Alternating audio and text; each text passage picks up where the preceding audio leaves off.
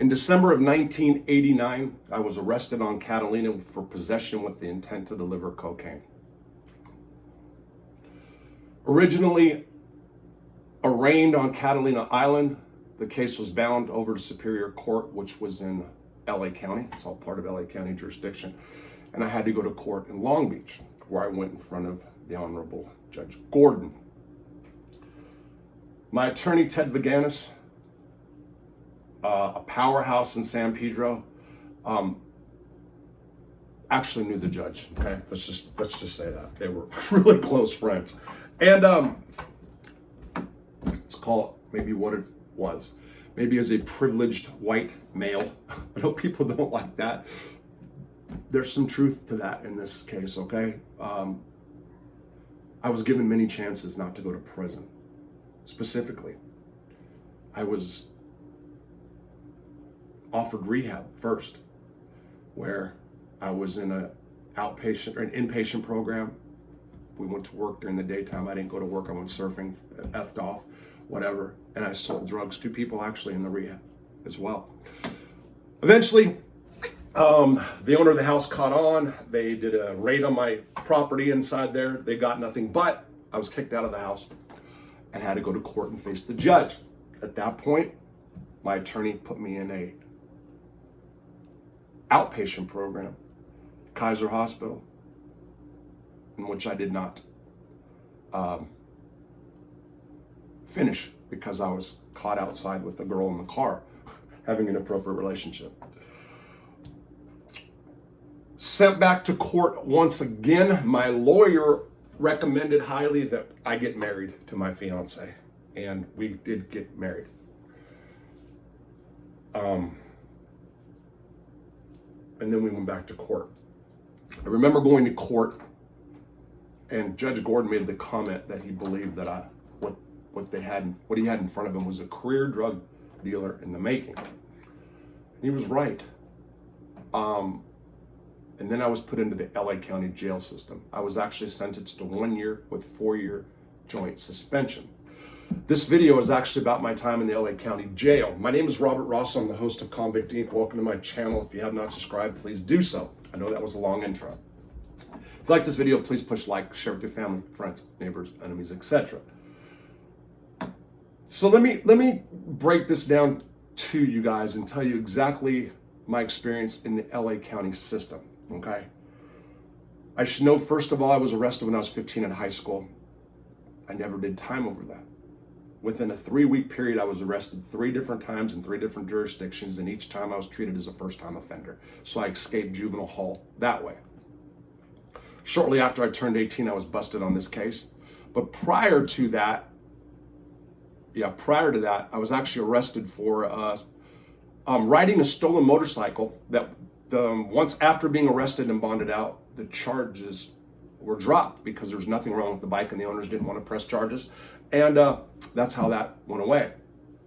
I was caught in Dominguez Hills, which the area in which I was caught in is now a stadium for the soccer team over in Carson. That was all open, and people used to ride motorcycles back then. The helicopters would come and they dust us, and then the cops would raid everybody and check their bikes, and my bike was stolen. So I traded it for an 8-ball. One of my friends, I gave an 8-ball of cocaine for that bike, and was caught. Thank God the owner didn't press charges, but I was sent to Carson Substation, part of LA County jail system. When I was arrested on Catalina Island for possession of cocaine with intent, my first adult drug offense, they sent me from Catalina Island via helicopter over to the Downey substation, where I was eventually bonded out. And then, after going through the court proceedings and getting all these breaks, judge sentenced me to a year in the LA County jail system with a supplemental report due in 30 days. That's very important. And a 4-year joint suspension, meaning if I messed up when I got out, they gave me 4 years in state prison. Now, the Twin Towers. LA has the largest county jail system in the United States, maybe the world. I think Rikers is second. On average, they send 1,500 people to court every day, transferred from the jail system. By the way, LA County jail system is not just the Twin Towers. It also has 7 different prisons. Wayside, Pittsford's Honor Ranch, whatever it's called. Biscaloo, which is now closed. There's 7 total, I do believe, because 2 were shut down. I was taken from Long Beach court and brought to the Twin Towers. And let me tell you something. When you go into the LA County jail system, at least back then, the intake process was a nightmare. At one point, we all had to straddle a bench in our boxers, okay? And I'm talking, you're on the guys, it's like nuts to ass. I mean, they have you pressed up against everybody on these benches, and you straddle and move forward. You're straddling the benches until eventually they take you in the shower area and they delice you and all this other stuff. And then you go wait again and again, and finally you're sent to, most people back then were sent upstairs to the 9,500, 9,400, whatever. I was sent to 9,500 block. People who have been in LA County jail know that and just shivered. The place is just like a big open dorm with bunks everywhere, prostitution running wild, drugs, fights, on and popping, okay? I was a scared white boy who really felt out of place. Blue collar town. I have a very middle class background, and I was not used to anything like that. If you were white in LA County jail at that time, you were allowed shoes and socks, by the way.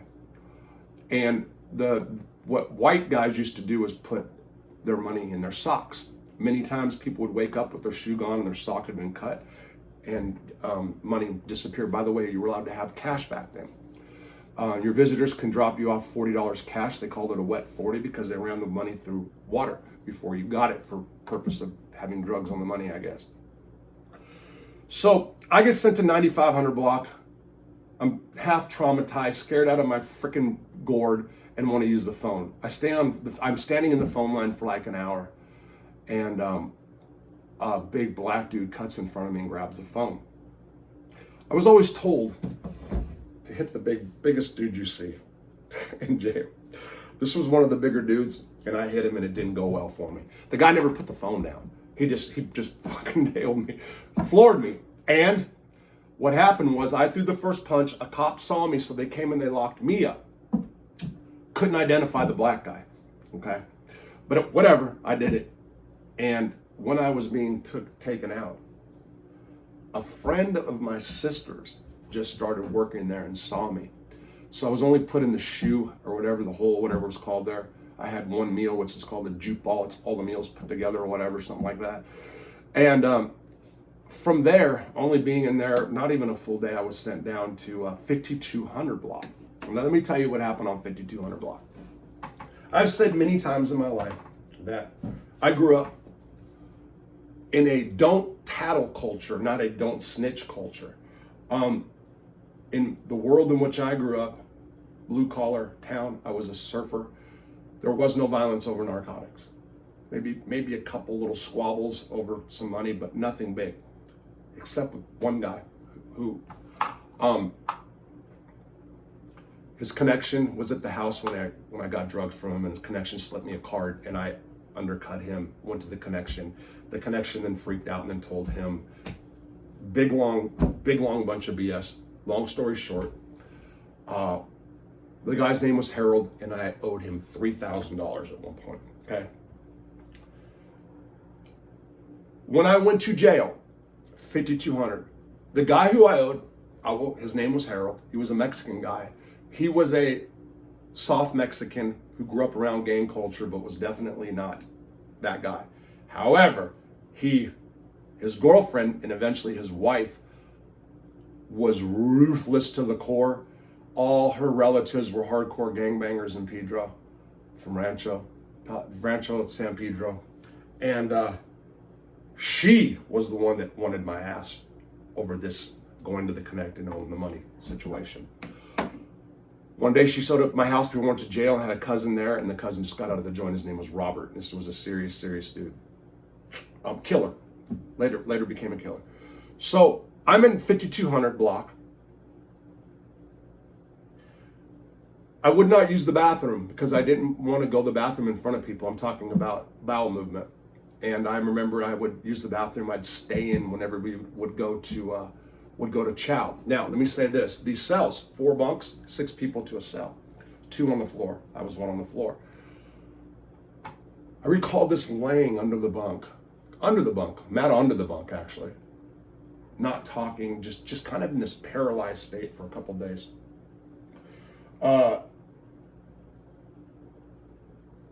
Definitely I was freaked out. I go to chow one day, and as I'm on the range getting ready to go out before they call us out, I look upstairs and there's the dude Robert, who was Sally's, the girl's cousin. Well, I go to chow and I'm sitting next to this guy I don't know, and I said, "Hey man, I'm scared." Okay, so people that said I never talked about being scared in jail, I was absolutely terrified. I ain't gonna lie, and I thought this dude was coming to get me because I was almost positive that he saw me. I tell the guy next to me, I said, "Hey man, I just seen this Mexican that I made comment that I thought he was gonna do something, whatever." And the guy looks at me and goes, "Good looking, thanks for the heads up," and gets away from me. And I was left to my own. I never saw Robert. He was there. At that time, I found out later. They sent me to Biscaloo, which was a facility in East Los Angeles that's now been closed down. And there, I was put in this shower hall area on these 3 bunks. And I had a job in the kitchen for a half a second. And I'm going to tell you, I think back about those days, I didn't talk to anybody. Like I literally, I'm kind of a social butterfly. I really kept to myself. And I'm thinking back about it now.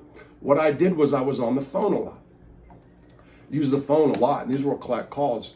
And I have to put it out of the person I ended up calling most was a good friend of me and my ex-wife. Her name was Corey. I was never with Corey, but I called her every day. That was like my, whatever. I look back on it now, there was obviously something there, but my point is, that's how I did my time. I shot basketball by myself sometimes in the morning and smoked cigarettes. That's when my jail experience is when I smoked the most in my life. Back then they had cigarettes and they gave out free top once a week, this shitty tobacco. From Biscaloo, I was sent back to the LA County Jail for a 30-day supplemental report. When I went back to court, I told you my lawyer knew my judge. And what the judge did was he checked to see how I was doing in jail after 30 days and then gave me 6 months jail time credit. The court reporter was pissed off. She was a Mexican chick. And she made a comment that basically because of my race, this happened. She absolutely did. It was kind of unheard of. But what ends up happening is from there, I don't go back to Biscaloo. They sent me to LA County Jail, and then I was there half a night, and they shoot me up to Wayside, Pittsford's Honor Ranch, up by Magic Mountain.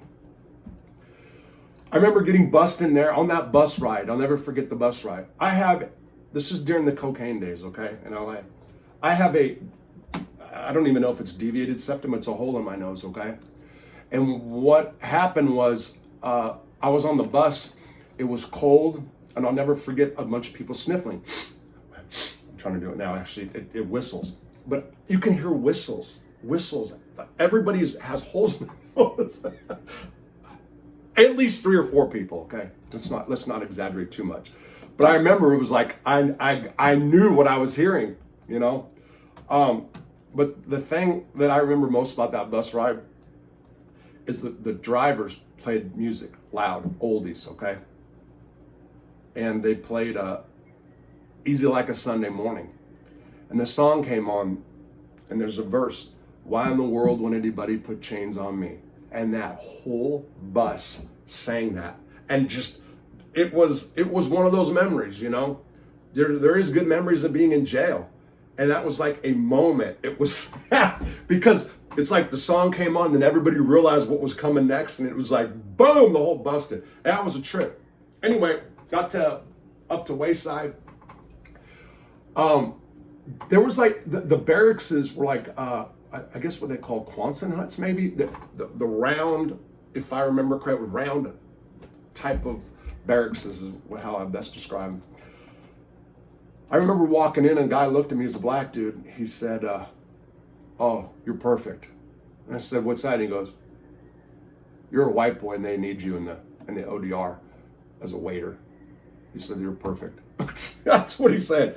So I became an ODR waiter. Now let me tell you this, what happened. My first night at work, okay? By the way, I was night shift, great gig. We got in there, we go to work, and I just had to wait for the cops to come in. I'd take their orders and bring it to the cooks. But I was allowed to eat whatever I wanted.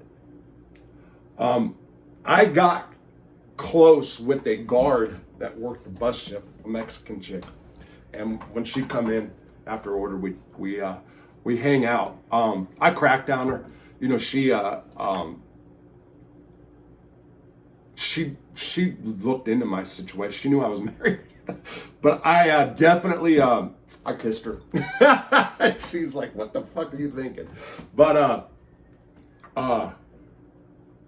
those were the things that stand out most, is being able to not only eat, but make the food whatever I wanted. The cooks let me cook. The officer, because she came in probably 5 days a week or whatever. Actually, it was like, I think it was only 3. Yeah, it was 3. But every time she did, she went outside and we smoked together. And she told me that I was gonna be dealing drugs and be a drug dealer, basically. But when I kissed her, which I got to kiss her, I made some kind of comment. She said I'd have a shot if I wasn't like basically a loser, is what she said. Okay, it's words are ringing. But anyway, but let me get back. My first night, I go there. It was real slow. There's sometimes who we catered to in the officers' dining room was the staff that was coming in, not the that worked in the prison, but it was mostly the transport guys. Some of the officers that worked there would come in, but it was real slow. There's sometimes I do nothing. So the first night I go back out, and when you leave, they line you up and they shake you down. This Mexican dude that was a cook, he wasn't a cook, dishwasher, small dude, gangbanger, had a bunch of stuff on him, and they were getting shook down. He threw the burgers at my feet. So when they come, they think that I did it. And I go, those ain't mine. And they wrote me up for it or whatever. Let me back up. So I said those weren't mine. They were going to write me up for it, is what happened. The next day, when I went to work, I told one of the guys that was the Mexican dude's friend, hey man, your dude just fucking set me up. And he went back to that dude and made him take his weight for it, okay? About a week later, I get a visit. My ex-wife, we had a honeymoon baby, by the way, got pregnant on our honeymoon, and she came in, and I've always been blessed with having, well, not everyone. So I've had good-looking wives, a couple of the first and the third, and she, like the third one, was like the prettiest girl in the visitation. I mean, everybody did notice, okay? That's the truth. So I got reputation as a guy that had the good-looking old lady. And she'd bring my oldest daughter, who was just a baby, you know, the cute little family scene, to be honest. And so she'd come up every other week, and she would bring $40, you know, the wet 40. I come out a visitation. Everybody's hip. They're all greasing on my wife, basically.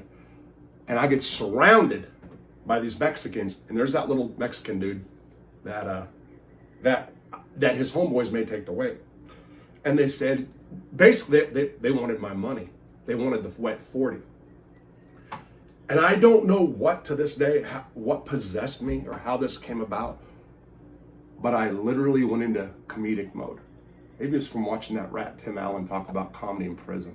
I used to watch Tool Time a lot before I went to the joint. Anyway, I immediately went in. I'll never forget, I said, check this out, Holmes. I'm from the Puente 13, the south side of the tracks. I did this in this accent. My cousin's Nacho, my uncle's Sleepy. I forgot the names. These dudes looked at me, and one of them started laughing, and the rest did too. They're just like, dude, you're stupid, you know. And that broke the ice right there.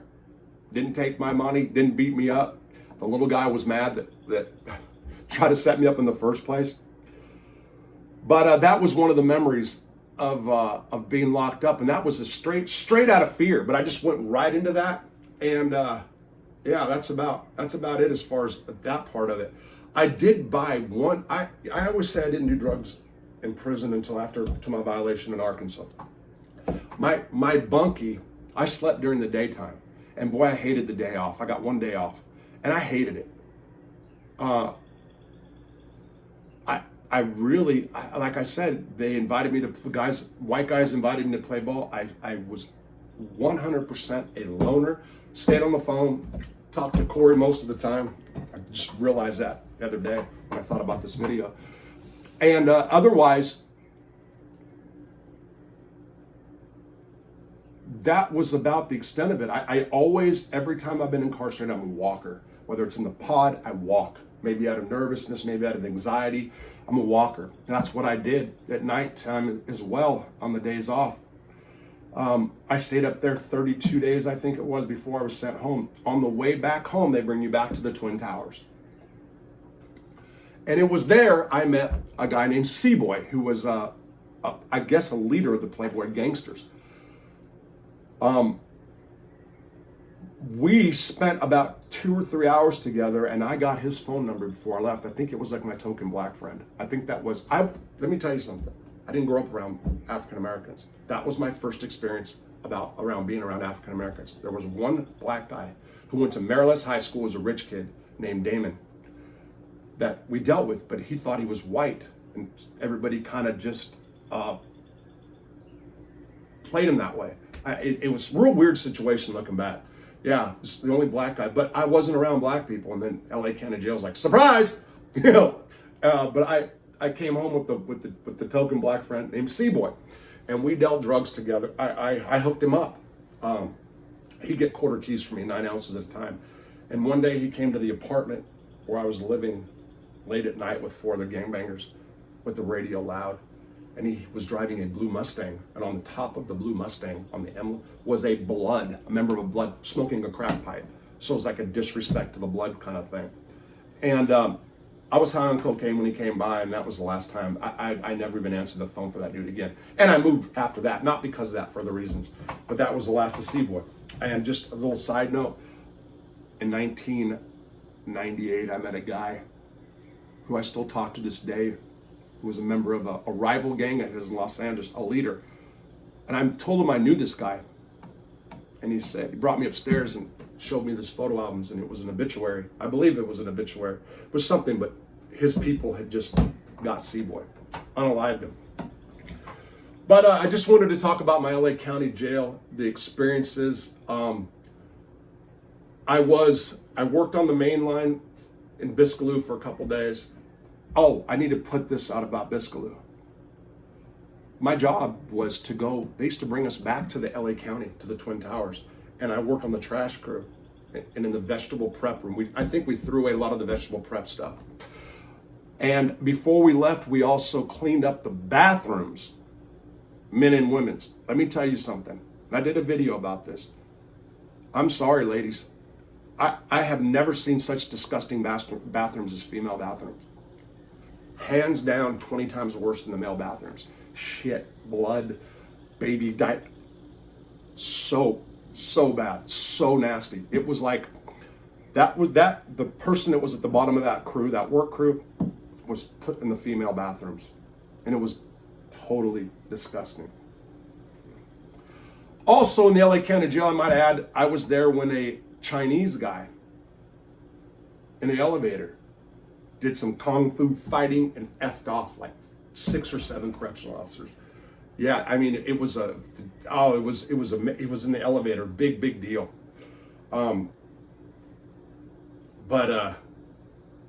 Yeah, that's about it. I just wanted to, again, talk about the LA County Jail experience. I was a scared white boy in the LA County Jail who isolated and stayed by myself. And out of fear, punched the biggest guy and got blasted in the face to the ground. And was going to get jumped by Mexicans and immediately went into a comedic role. And of course, talk to Corey every day. I've not talked to since the 90s. But anyway, take care. Hope you enjoyed.